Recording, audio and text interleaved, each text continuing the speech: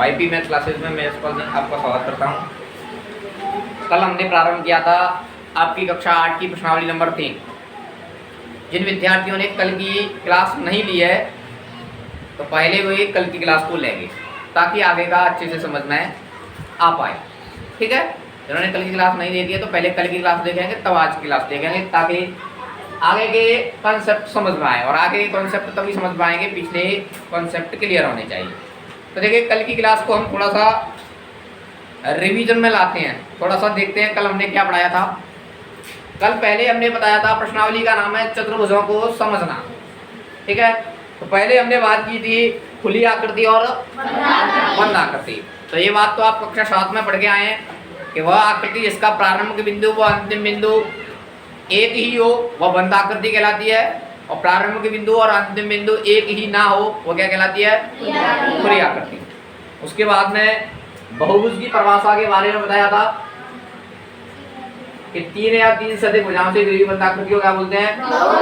बहुभुज। बहुभुज के लिए हमेशा ध्यान रखना आकृति बंद होनी चाहिए, वही बहुभुज कहलाएगी। और बंद होगी आकृति तो उसमें कम से कम कितनी भुजाएं होंगी? 3, है ना, क्योंकि 2 भुजाओं पर हम आकृति को बंद नहीं कर सकते हैं, तो कम से कम 3 आकृतियां होंगी, 3 भुजाएं होंगी। 3 भुजाओं में 4 हो चलेगा, 5 हो, 3 से कितना भी अधिक हो तो क्या होगा? वो समझ में आ गया? बहुभुज होगा। तो 3 या 3 से अधिक भुजाओं से घिरी बंद आकृति को क्या बोलते हैं? बहुभुज। उसके बाद में हमने बताया था आपको समबाहुभुज व विषम बहुभुज, है ना। क्या बताया था? समबाहुभुज और विषम बहुभुज। तो समबाहुभुज में क्या होता है? ऐसा बहुभुज जिसकी सभी भुजाएं समान लंबाई की हों। ऐसा बहुभुज जिसकी सभी भुजाएं समान लंबाई की हो तो वह समबाहुभुज कहलाता है। और ऐसा बहुभुज जिसकी भुजाएं समान लंबाई की नहीं हो वह विषम बहुभुज कहलाता है। बात समझ में आ रही है ना? हाँ, देखिए फिर उसके बाद में हमारा अगला पॉइंट था बहुभुज के विकर्ण। क्या था? बहुभुज के विकर्ण। ये बात समझ में आई कि नहीं आई?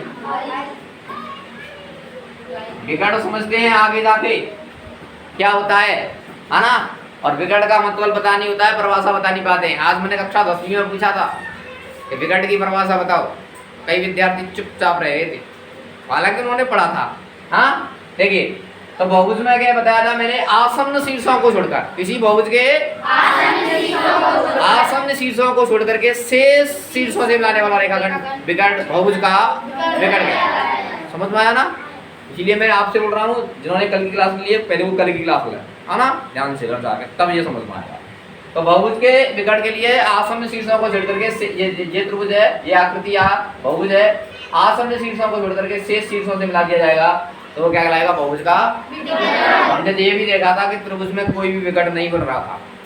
चतुर्भुज में कितने बन रहे थे? 2 बन रहे थे, है ना। ऐसे ही आगे और आकृतियों में इसका अध्ययन करेंगे। इतना तो पढ़ा था, है ना। अब देखो, अब विकर्णों के आधार पर बहुभुज 2 प्रकार के होते हैं। पहले समझेंगे फिर कल की बातें लिखेंगे। एक होता है उत्तल बहुभुज। क्या होता है? उत्तल बहुभुज। हाँ जी, एक होता है उत्तल बहुभुज और एक होता है अवतल बहुभुज।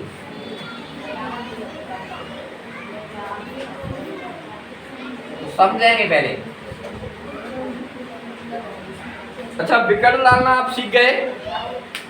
बहुभुज में विकर्ण कैसे डालते हैं तो देखिएगा, कोई भी ये मानो मैं एक सीधा सा उदाहरण लिखता हूं, ये बहुभुज है आपका, लिखो मत अभी, ये बहुभुज है। तो इस बहुभुज में हमने विकर्ण डाले, ये हो गए। अरे कोई करे, सुनो सुनो, नाम रख दे, नाम में क्या है? एक बहुभुज मैंने कुछ इस प्रकार से बनाया, ये भी क्या होगा? बहुभुज होगा। 3 या 3 से अधिक भुजाओं से घिरी बंद आकृति है। देखो लिखना नहीं है, मैं लिखाऊंगा, अभी परेशान मत हो, समझो पहले। अच्छा, इस बिंदु पर देखो हम विकर्ण डालेंगे तो मैंने क्या कहा था, आसन्न शीर्षों को छोड़ करके शेष शीर्षों से मिलाना वाला रेखाखंड क्या कहलाएगा, विकर्ण, विकर्ण कहलाएगा। जाका आसन्न बिंदु कौन होगा, एक तो ये हो गया, एक ये हो गया, ये होगा, तो हम यहाँ ऐसे करके डालेंगे विकर्ण दाव, क्या डालेंगे, जाति मिलाएंगे तो जी विकर्ण ऐसे करके मिलाया, सीधे का होगी, है ना, है ना। अब देखो क्या था, अब क्या बात समझनी है आपको कि इस आकृति में दोनों विकर्ण त्रिभुज के आकृति के कहाँ आ रहे थे, अंदर आ रहे थे। इस बहुभुज में दोनों विकर्ण कहाँ आ रहे थे, और इस बहुभुज में कहाँ जा रहा है, ये बाहर जा रहा है। तो ध्यान रखना, ऐसा बहुभुज जिसके सभी विकर्ण बहुभुज के अंदर हो तो वो क्या कहलाता है, उत्तल बहुभुज कहलाता है। क्या कहलाता है, उत्तल बहुभुज। समझ में आ गई, सभी विकर्ण बहुभुज के अंदर हो तो वह उत्तल बहुभुज कहलाता है। अच्छा, ये तो कोई भी एक विकर्ण बहुभुज से बाहर चला गया तो यह बहुभुज क्या कहलाएगा, अवतल बहुभुज कहलाएगा। बोलो बात समझ में आई। परिभाषा साथ ही साथ मेरे साथ ही याद हो जानी चाहिए कि ऐसा बहुभुज जिसकी सभी भुजाएं बहुभुज, सभी विकर्ण बहुभुज के अंदर हो तो वो क्या कहलाता है, उत्तल बहुभुज कहलाता है। और ऐसा बहुभुज जिसका कोई भी एक विकर्ण बहुभुज के बाहर हो तो क्या कहलाएगा, वो अवतल कहलाएगा। यानी उत्तल होने के लिए सभी विकर्ण बहुभुज के अंदर होने चाहिए, और एक भी कोई विकर्ण बहुभुज से बाहर चला गया तो वो क्या बन जाएगा, अवतल बहुभुज बन जाएगा। तो आप पहले परिभाषा लिखेंगे उत्तल बहुभुज।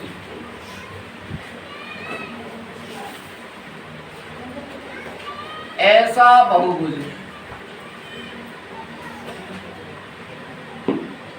जिसके सभी विकर्ण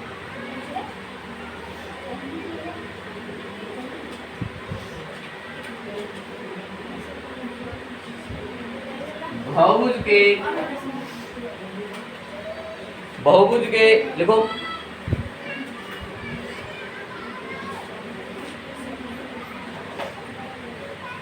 ऐसा बहुभुज जिसके सभी विकर्ण बहुभुज के अभ्यंतर भाग में स्थित हो।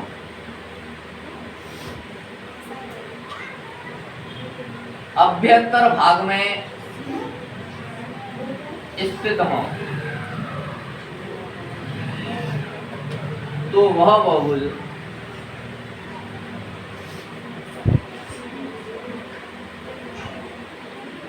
उत्तल बहुभुज कहलाता है।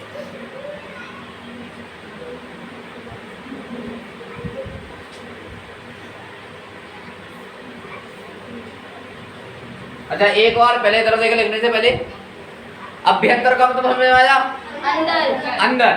अच्छा, कोई बहुभुज है, मानो ये कोई बहुभुज है, इसके तीन भाग होंगे। एक तो होगा अभ्यंतर,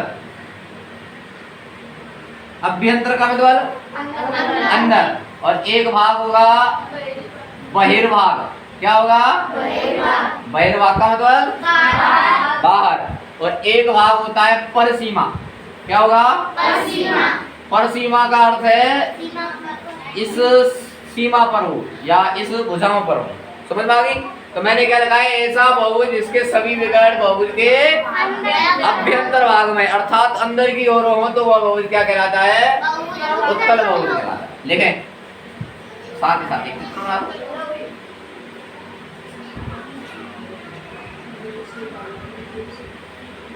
ये क्या कहलाएगा, उत्तल बहुभुज का उदाहरण है।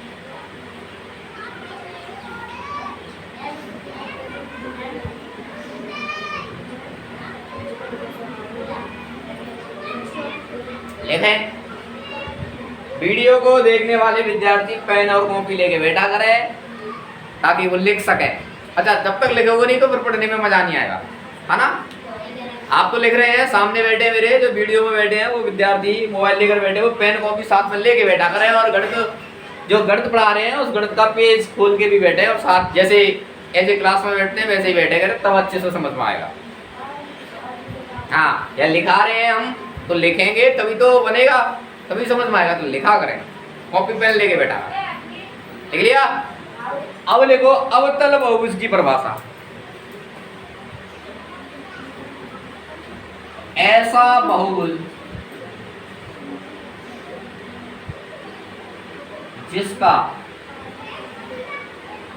कोई भी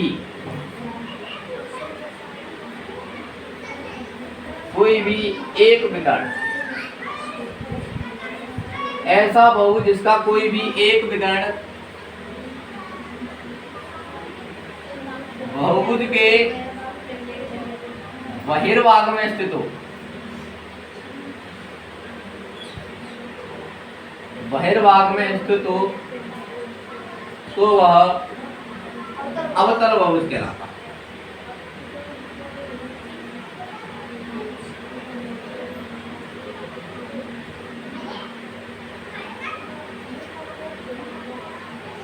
अच्छा, एक बार सभी विद्यार्थी इधर देखेंगे, जैसा कि एक बार देखें इधर, ये कोई आकृति है, ये कोई बहुभुज है आपका। अच्छा देखो, इसमें मुझे विकर्ण बनाना है, तो मैंने क्या बोला था, आसन्न शीर्षों को छोड़ करके, तो इसका आसन्न शीर्ष कौन होगा, ये और इनको छोड़ करके शेष सभी से मिलाना है। तो जाति मिलाएंगे तो जिन्हों में जाओ, ठीक है, जाति मिलाएंगे तो विकर्ण कहाँ जा रहा है, ये बहिर्भाग, कहाँ जा रहा है, बाहर की ओर जा रहा है। तो यह विकर्ण बाहर की ओर जाने की वजह से यह बहुभुज क्या कहलाएगा, इसको ऐसे डैश डैश करके बनाना ताकि आपको पता चले ये बाहर की ओर जा रहा है, ठीक है। लेकिन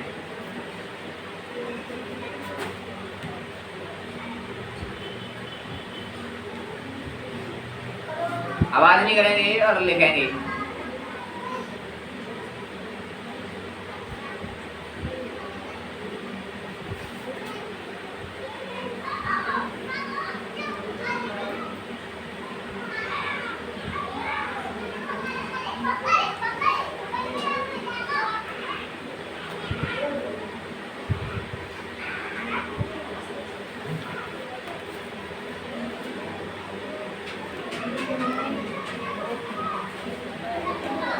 अब देखिए 3.1 का प्रश्न संख्या 2, जिसमें कहा गया है कि निम्नलिखित प्रत्येक में कितने विकर्ण हैं, विकर्ण बताने हैं।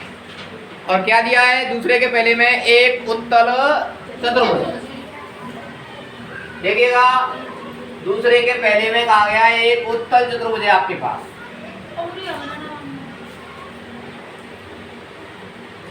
एक उत्तल चतुर्भुज है जिसमें क्या बताना है, विकर्णों की संख्या।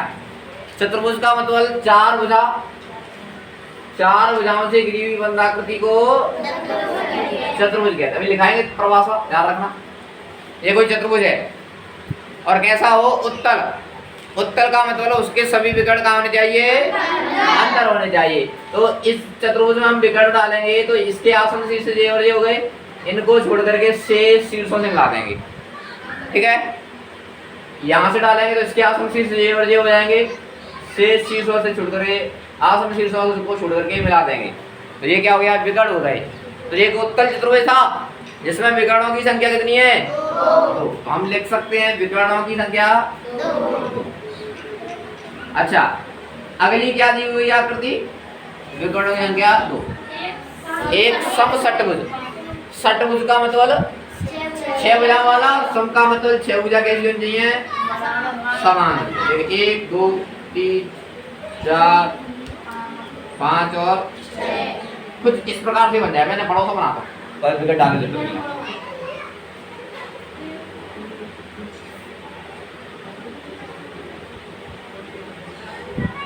ठीक है। इसमें विकट डालने हैं तो सभी विद्यार्थी एक बार गौर से इधर देखेंगे विकट कैसे डाल रहे हैं।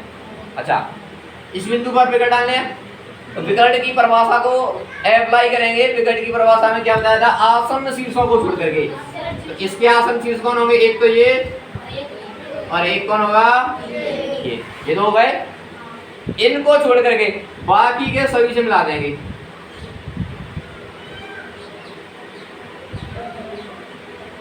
क्या कराएं, इसके विकट कराएंगे। अच्छा, काउंटिंग भी साथ में रखनी है, 1 2 3 हो गई, बात समझ में आई। अब जा शीर्ष से, अब जा शीर्ष से डालेंगे तो इसके आसन शीर्ष एक तो ये, एक आसन का मतलब कौन कौन जुड़े हुए हैं, या जुड़ रहा एक जुड़ रहा है, बात समझ में आ रही है। आसन का मतलब क्या होता है, कल बताया ना, जो बिंदु, यह बिंदु, यह शीर्ष किन शीर्षों से जुड़ा है, है ना, वो उसके आसन शीर्ष कहलाएंगे। अच्छा इससे डालेंगे तो इससे आसन ये और ये है और शेष शीर्षों को मिला देंगे तो 1 2 3, 3 और 3 कितने हो गए 6। अच्छा ऐसा मत करना कि 3 और 3 6 नहीं का 3 3 के हिसाब से गिनना है ना, डालेंगे पहले 6 हो गए। अब यहाँ से डालेंगे इसके आसन शीर्ष एक तो ये बिंदु हो जाएगा, एक ये बिंदु हो जाएगा, बाकी सभी से मिलाओ 1 2, ये तो देखो मिला हुआ है पहले से, मिला हुआ है ना, ये मिला हुआ है पहले से।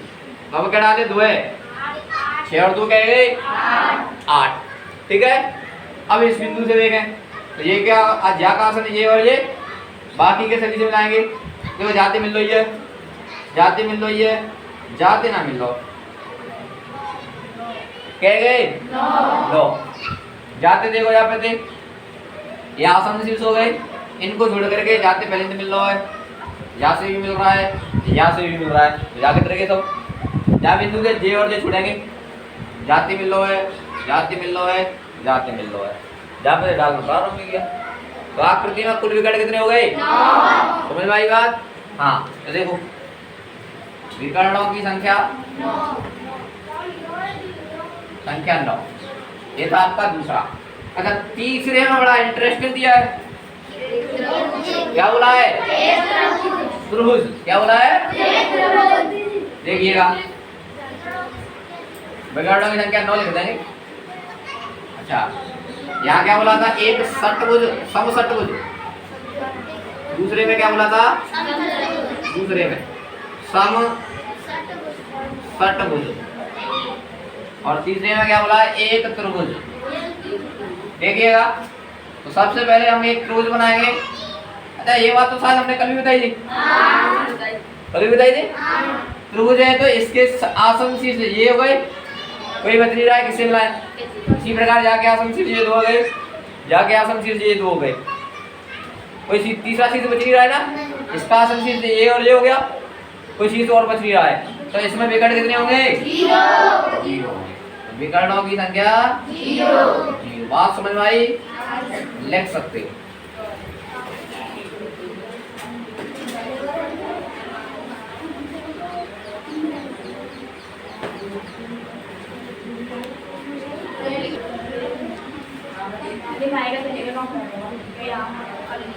हाँ अब पढ़ेंगे प्रश्न संख्या 3। तो प्रश्न संख्या 3 में कहा गया है कि एक उत्तल चतुर्भुज के कोणों के मापों का योगफल क्या है, यानी कि उत्तल चतुर्भुज के कोणों के मापों का योगफल क्या है। यदि चतुर्भुज उत्तल ना हो तो क्या यह गुण लागू होगा। एक चतुर्भुज बनाइए जो उत्तल ना हो और प्रयास कीजिएगा। देखिए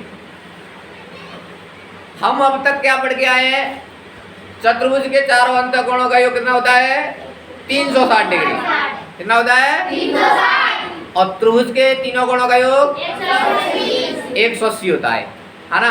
अभी एक सूत्र के माध्यम से और समझेंगे अभी हम अंतःकोणों के बारे में, लेकिन अभी फिलहाल प्रश्न में क्या कहा गया है। प्रश्न में कहा गया है कि एक उत्तल चतुर्भुज के सभी कोणों के मापों का योगफल क्या होता है।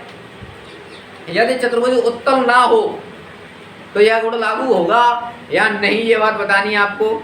अच्छा हम क्या पढ़ते हैं, चतुर्भुज के सभी कोणों का योग 360 डिग्री है, ये नहीं पढ़ते हैं कि उत्तल चतुर्भुज या अवतल चतुर्भुज। चतुर्भुज का मतलब क्या हुआ, कोई भी कैसी हो 4 भुजाओं, तो 4 भुजाओं से ग्रीवी बंधाकृति है, तो चाहे वो उत्तल हो चाहे अवतल हो, उनके कोणों की माप कितनी होगी 360 डिग्री की होगी। बात समझ में आएगी? तो यही बात हमको लिखनी है इसमें, समझ में आई है ना। चतुर्भुज है, नाम चतुर्भुज है उसका, तो उत्तल हो या अवतल हो कैसा भी हो कोई फर्क नहीं पड़ेगा, और क्या हुआ उनका कोणों का योग 360 डिग्री। लिखो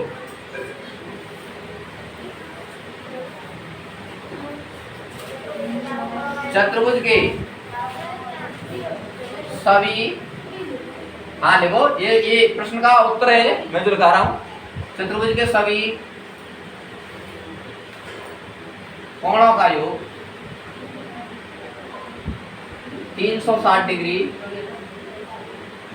होता है। वह चतुर्भुज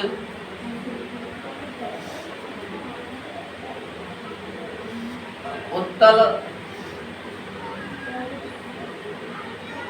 चतुर्भुज हो या अवतल चतुर्भुज। बात समझ में आई? चतुर्भुज कैसा भी हो, उत्तल हो या अवतल, उनके अंतःकोणों का योग कितना होगा? 360 डिग्री होगा। लिखो,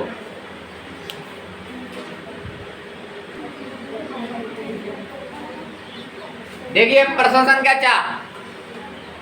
प्रश्न संख्या 4 में एक तालिका दी हुई है जिसको गौर से देखेंगे आप।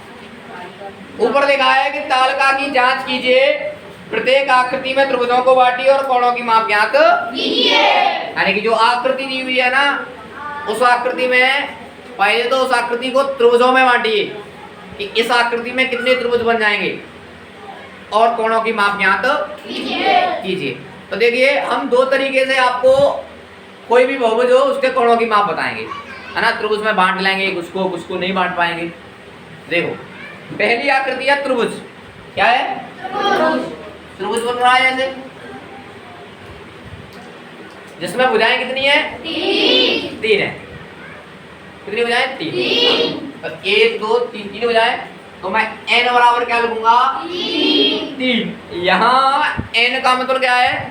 भुजाएं। क्या है? भुजाएं। तो अंत कोणों का योग ज्ञात करना है तो एक सूत्र ध्यान रखना पड़ेगा। बहुभुज के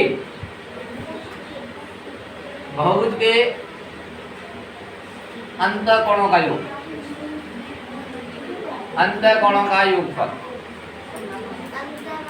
हाँ, n-2 इंटू 180। अंत का मतलब होता है अंदर के कोणों का योग। अंत का क्या मतलब होता है? ये त्रिभुज बन रहा ना, तो त्रिभुज के अंदर के 3 कोण बन रहे हैं, इन कोणों के योग के बारे में बात की जाएगी। अच्छा, आप आगे जाके अभी ऐसे भी पढ़ोगे त्रिभुज के बाहर कोण। ये कैसे कोण है? बाह्य कोण। आगे की प्रश्नावली पढ़े 3 कोण होंगे, है ना। वहां कहते हैं हम बाह्य कोण का योग त्रिभुज के 2 शीर्षा अंत कोणों के योग के बराबर हो। कभी पढ़ाएंगे, छोड़ो उसको, लाल कर देखो। बहुभुज के अंत कोणों का योगफल का सूत्र होता है n-2 इंटू 180। बात समझ में आ गई? n-2 into 180। यहाँ n का मतलब कैसे है? भुजा से। ऐसे मतलब है, देखिए तो n का मान कितना है यहाँ से? 3। तो 3-2 इंटू 180। 3 में से 2 जाएगा तो कितना बचेगा? इंटू 180। 180 का 1 से गुणा करेंगे तो 180 डिग्री होता है। कोण की माप क्या होती है? डिग्री में। तो अभी लिखेंगे नहीं, समझो पहले। अच्छा, आप आज के बाद में डायरेक्ट याद कर लेंगे कि त्रिभुज के तीनों कोणों का योग कितना होता है? 180। निकाल के बताया। अच्छा, अगली आकृति है, वह क्या है? एक कोई चतुर्भुज है। क्या है? कोई चतुर्भुज तो है। कैसे भी करके बना लो, कैसे भी करके बना लो, कोई दिक्कत नहीं है। ऐसे बना दिया गया है वहां में, कैसे भी बना लो चतुर्भुज। अच्छा, चतुर्भुज है तो देखिए 2 तरीके होंगे, हमें 2 तरीके होंगे। 2 तरीके देखो, कोणों की माप ज्ञात करने के 2 तरीके होंगे। एक तो सूत्र के माध्यम से, मैं आपको दोनों ही बता देता हूँ। देखिए, जहां में विकट डाले वो ऐसा करेंगे, एक हम में तुमसे ऐसा करके विकट डालता मैंने, तो क्या त्रिभुज बन जाएंगे? 1J 1J 2 ही बन। एक तो ये बन जाएगा। हमें प्रश्न में कहा गया है कि त्रिभुजों की संख्या बनाइए। पहले ये साफ साफ कहा है ना कि प्रत्येक आकृति को त्रिभुजों में बांटिए। तो इस आकृति को मैंने 2 त्रिभुजों में बांट दिया, एक त्रिभुज ये, एक और त्रिभुज ये, है ना। तो देखो 2 त्रिभुज हो गए, तो 2 त्रिभुज हो जाएंगे ना। देख लो, केवल करना नहीं है इससे 2 त्रिभुज। तो 2 इंटू एक त्रिभुज का कोण कितना होता है? 2 रहें तो कितना बन जाएगा? 360 हो जाएगा। कितना हो जाएगा? बात समझ में आई? ऐसे भी कर सकते हैं, लेकिन ज्यादा अच्छा रहेगा आप सूत्र के माध्यम से करेंगे तो ज्यादा अच्छा रहेगा। ठीक है, ये मैं साफ कर देता हूँ। हाँ, देखिए n का मतलब 1 2 3, n का मतलब कितना है यहाँ? 4। तो सूत्र लिखेंगे हम बहुभुज के अंत कोणों का योगफल।